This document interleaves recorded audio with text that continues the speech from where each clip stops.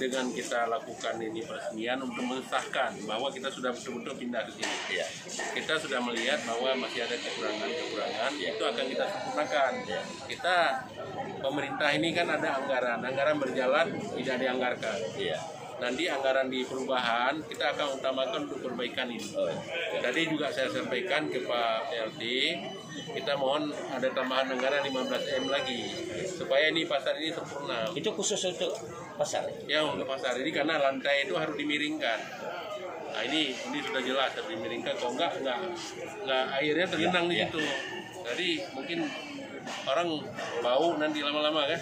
Nah, dan sementara ini kita akan perintahkan nanti Perindakop, sampah itu tidak boleh ada setiap ini, harus diambil terus. Bekas-bekas yang ikat itu langsung diambil, jadi tidak bertumpuk di situ. Kalau ada keluhan ini juga masih ada keluhan ini. Ini transportasi ya. Transportasi untuk belanja masih bidi masih kelar. Ada upaya dengan dinas.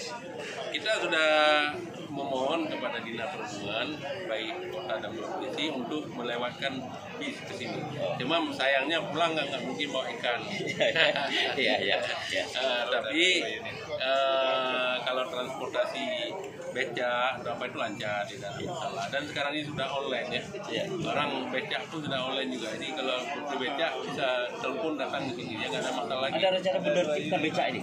Ini kadang-kadang kan harga di fluktuatif. Ada 15, ada nggak bodi seragam.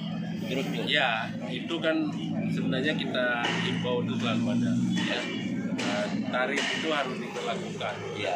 Cuma masalahnya kan kadang-kala begini, tarif itu kita ada, itu disembunyikan sama saya, misalnya ya. Jadi orang yang datang itu kan nggak tahu ada tarif. Ya. Tapi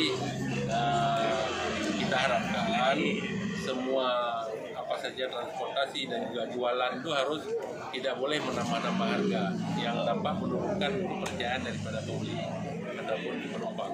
Terima kasih.